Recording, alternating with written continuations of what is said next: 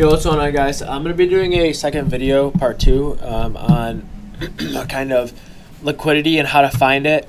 And it's going to make sense when I show you what I'm talking about, but this is going to be mainly talking about like point of interest and liquidity.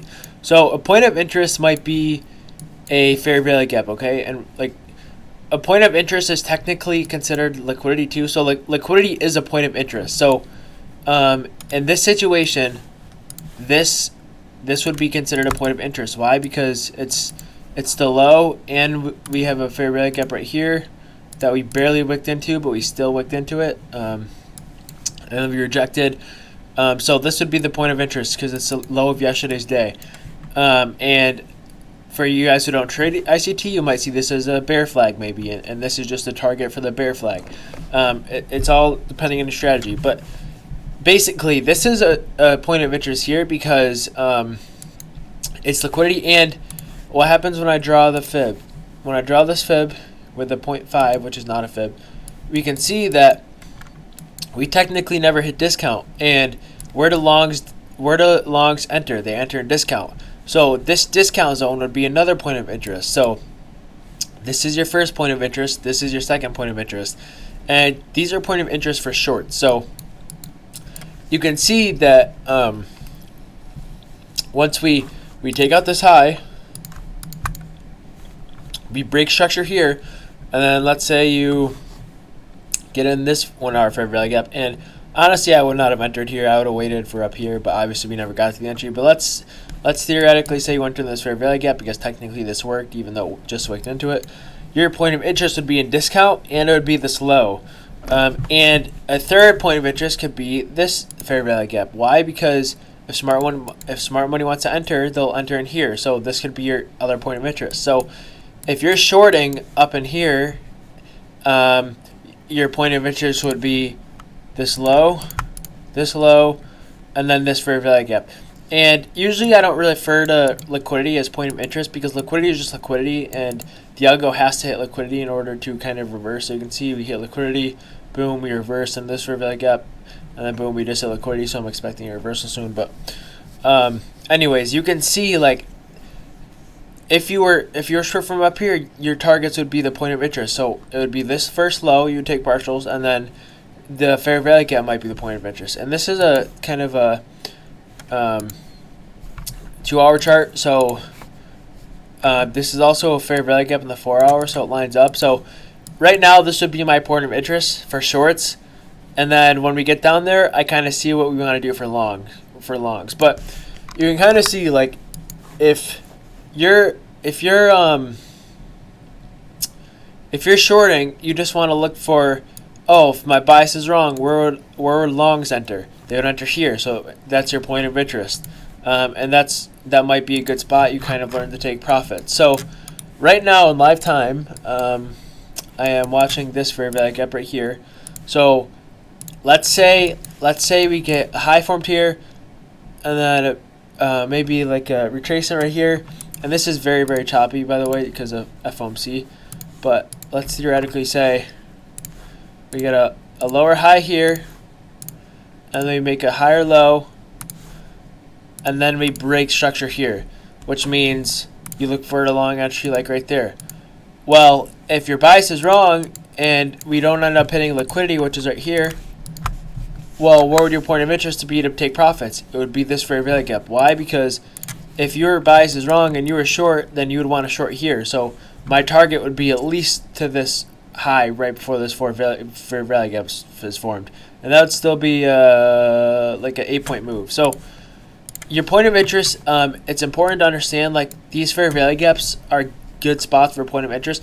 Liquidity is kind of a separate concept. So liquidity I would consider a point of interest, but liquidity is kind of your target that we have to hit, but sometimes we won't always hit the point of interest. It's just good targets to take partials instead of your wrong. So the difference from liquidity and point of interest is liquidity is mostly always going to be hit, especially if your bias is right, and point of interest might not always be hit, but I think they're really good targets to kind of hold targets for if your bias is wrong. So again, if we got a market structure shift retracing the fair value gap, and then you enter long here, your target would mainly be this, because overall this still looks bearish, which is 1, and I mean,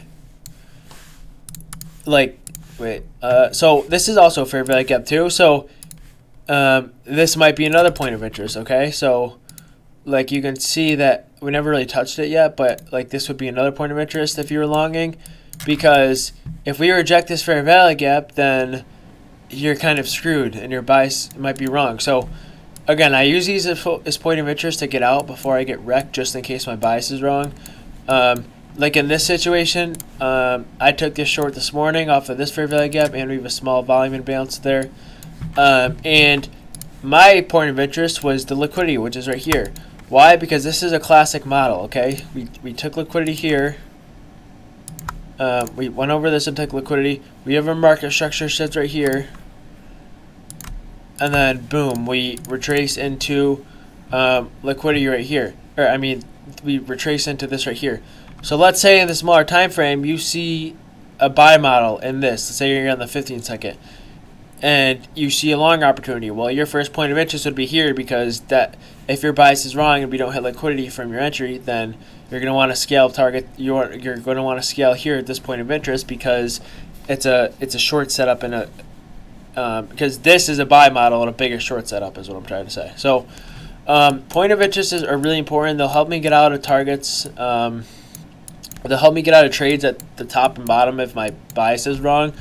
And another thing I want to point out is like how to find liquidity. So this is going to be a really good example, but in my Discord, I alerted this, as you can see. So in my Discord, yesterday I said shorting here if we get it, okay? So you can see I was shorting at 3877.50, stop was 383.25. So if we go to the 5-minute chart, my entry was right here, okay? And this fair value gap. And this is where I shorted. And my target was a low. And as you can see, we never hit this low, even though I sold for like 5-10 points. I forgot what I sold for now, but we never hit this low, okay? You can see we never hit this low. So technically your stop is still in place, but now that we kind of form this new low, that's your target. So you can see the low is 3863 at the time.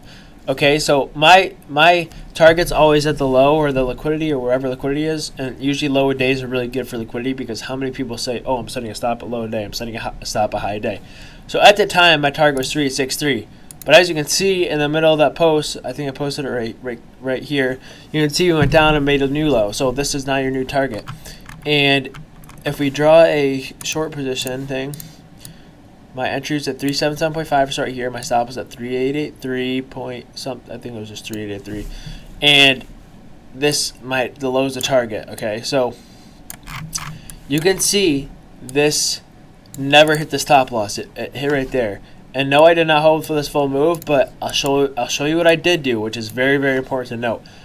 Knowing that we hadn't hit this target yet, this low, okay, in this bigger setup that I posted in my Discord, I ended up taking a short position this morning with that target being my final target, because the right circumstance set up for it. So knowing we haven't hit this target from the main setup, from the bigger, higher time frame setup, you can use that as a point of interest or liquidity target if we get a short model. And in this situation, you can see we got a short model. So we got the market structure shift here, we got the liquidity grab here, and then we have the fair value gap entry here.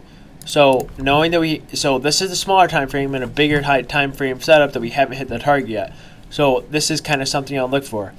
And the closer you are to liquidity, the more confident you can be. You can see that we were 2 points off of hitting, but then bounced.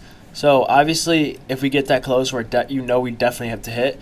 And if you entered here at 3863 to 3852, that's still a 10-point move. That is amazing, and people aim for 10 points a week. So that's kind of like that's a really useful tip. If you see we're in the middle of a higher time frame setup, then go in the lower time frame and use that higher time frame setup target that you know we haven't hit yet for kind of your target or your entry. So that's all you got about, or that's all I have for now. Another example I guess I could show you is maybe like right here. You can see this is a 5-minute setup, okay? And did we hit discount? Let me check. So we hit discount. We were chasing this fair value gap, and let's say you see us bouncing right there. So your target for this would be right here. And let's say you go to like the 1 minute right here, or the 15-second. Well, knowing that the target has to be right here for this setup, you can go to the 15-second, the 30-second, the 1 minute, and look for even more long entries, knowing that we haven't hit the target yet. So that's kind of what I'm getting at. You want to make sure, like, whatever setup you see in the higher time frame, whether it be 5-minute or 15-minute, if you see we haven't hit the target for that initial setup, go to the lower time frame, look for the same entries to get to that price target, and that is a very useful tip that's a lot of my plays that I do. So again, hope this helps you guys a little bit. Let me know if you have any questions in the Discord. It's all about looking for those high time frame setups and then going for the lower time frames for entries, knowing that the target has hit. And if the target has hit, do not get caught being liquidity. Do not get caught going to lower time frame trying to short something, because the target was already hit, so the trade's done for the higher time frame. So I don't know why you would still try to go in the same direction. But obviously that does work sometimes, but it's not the way ICT teaches. So hopefully you guys learned something from this. Let me know if you have any questions in my Discord. You can join and add me in trading chat. And other than that, have a great day, guys. Good luck with FOMC. If you trade it, I recommend not to. But yeah, peace out.